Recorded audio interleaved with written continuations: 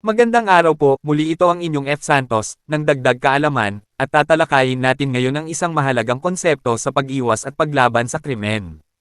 Ang Triangle of Crime. Ang konseptong ito ay isang mahalagang kasangkapan para sa atin bilang mga gwardya dahil tumutulong ito sa atin na maunawaan ang mga salik na nagtutulak sa krimen at kung paano natin ito maaagapan.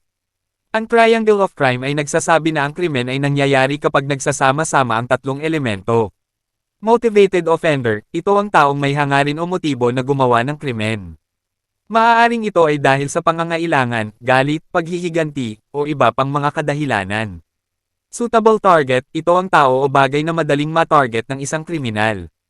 Maaaring ito ay isang tao na nag-iisa, isang bahay na walang tao, o isang negosyo na may mahina na seguridad. Absence of capable guardian, ito ay ang kawalan ng isang tao o bagay na makapipigil sa isang kriminal sa paggawa ng krimen. Maaaring ito ay ang kawalan ng mga security guard, CCTV camera, o ibang mga pananggalang sa seguridad. Paano gumagana ang Triangle of Crime? Isipin ninyo na ang tatlong elemento na ito ay parang mga sulok ng isang tatsulok. Kapag nagsasama-sama ang mga ito, nagiging kumpleto ang hugis at lumalabas ang krimen. Ngunit kung maalis natin ang kahit isa sa mga sulok na ito, mawawala ang hugis at hindi na magaganap ang krimen. Halimbawa, kung wala ang motivated offender, wala nang magtatangkang gumawa ng krimen. Kung wala ang suitable target, wala nang matitargetin ng isang kriminal. Kung mayroong capable guardian, maiiwasan ang krimen dahil mayroong makapipigil sa kriminal.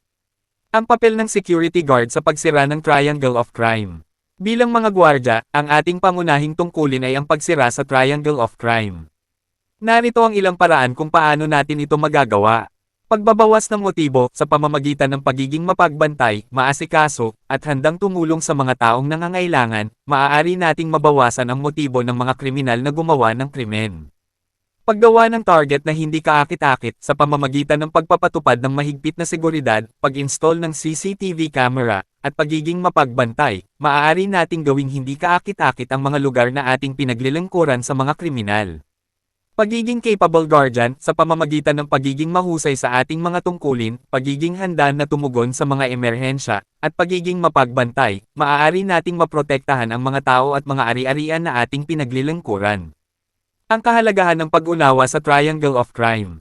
Ang pag-unawa sa Triangle of Crime ay mahalaga para sa atin bilang mga gwardya.